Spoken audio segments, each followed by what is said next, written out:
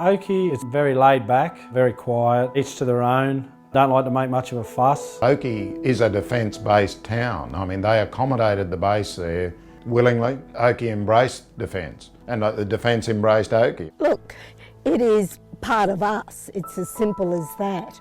There are just 1,600 houses in the tiny Queensland township of Oakey. David and I, when we retired here, we were both a bit worn out. We'd lost a child in 2000. We'd finally found I had MS. We were so pleased to come to a lovely little spot. A few years ago, David and Diane's idyllic rural life was shattered. Oakey residents were told to stop drinking the local bore water immediately. The town's defence base had been using toxic chemicals on the local environment for 40 years. From the late 70s through to about 2005, the Australian Army base has been using this firefighting foam generally across their bases. The US EPA and a host of other appropriately qualified people have said you shouldn't eat the fish that swim in these creeks, you shouldn't eat eggs from chooks that have been raised with this water, you shouldn't expose livestock to it, etc. We've had multiple governments and we're still waiting for someone to act. This is not good enough. Who the hell with MS, a low immune system, and grandchildren about to come in your life would want to live on a piece of contamination? There we go, we got it done up, haven't we? It's on the top 10 deadliest chemicals on the Stockholm Convention. It's not put on there lightly, it's put on there for obvious reasons that it's deadly. Yeah. My name's Bradley Hudson. I've lived in Oakey since I was in grade 4. My whole family before me, my granddad, grandmothers, they all resided in Oakey. Yeah, it is our hometown. I've got 3 kids, Alicia, Megan and Amber. Our home's probably about 400 or 500 metres from the Oakey Army Aviation boundary. We've got an easement that runs directly from the Army Aviation Base. This gully here used to be full of foam. I mean, it'd just be levelled off. Wind would just blow from the east as it does in the afternoon and just pick it up and blow it all over the property. At the time, we just likened it to dishwashing liquid. It's just foam. I mean, you play with bubble bath and that, you don't think too much of it. It was the same with these foams. You just left residues everywhere and all over my roof, and that used to wash down then into our tanks. But the foam contained harmful toxins known as perfluorinated chemicals, or PFCs, which build up in the environment and have been shown to cause cancer in animals. But the impact in humans is still unknown. It's the fact not knowing how a young kid is going to deal with these chemicals at the levels that are in the blood. Brad's daughter Amber has levels of the toxin at around 25 times the national average. Here, bud. Here, bud. I've been horse training probably for about 8 or 9 years now, trying to grow it. Got to a fairly good level a few years back and then got cancer and then had to let it go. I had testicular cancer 3.5 years ago. I believe it was attributed from these chemicals. There's no other real reasoning why I got it. There's no family histories of cancers at all. Oh yeah, the government have definitely acknowledged that my land is heavily contaminated. It's in my soil. I have no doubt it would have been in my fruit trees. I have no doubt it'd be all in my livestock. Queensland Health sent me a personal dossier not to eat anything on my property or drink anything that's been fed that contaminated water. I've had their doctors tell me it's very toxic. They just don't know how it's going to kill you. It doesn't matter what degree of contamination.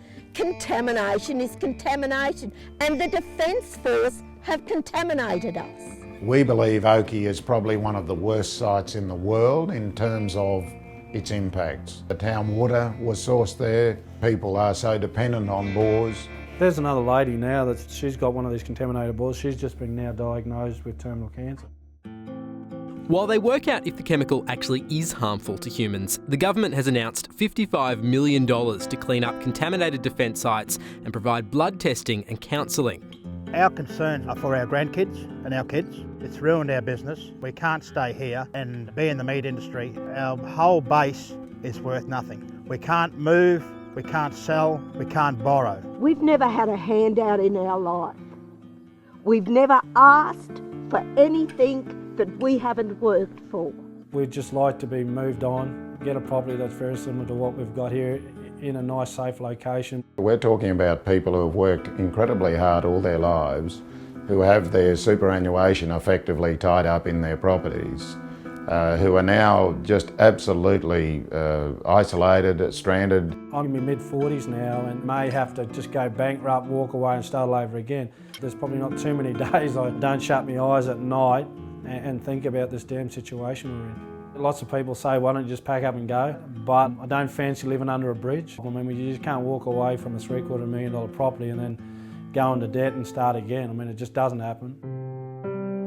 At a time when residents need to pull together, Oakey is a town divided. This water issue is sort of dividing the town.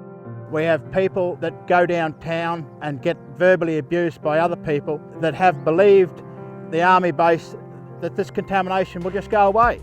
Oakey is a defence-based town. I mean, the defence personnel make up quite a few of the residents in Oakey. To unite the town, Peter from Shine Lawyers turned to celebrity Erin Brockovich. It's very similar in many ways to the Hinckley case that she's famous for. And so she pricked her ears and she came out to Oakey and spoke and sort of gave people a bit of hope. We have got to come together for a common cause.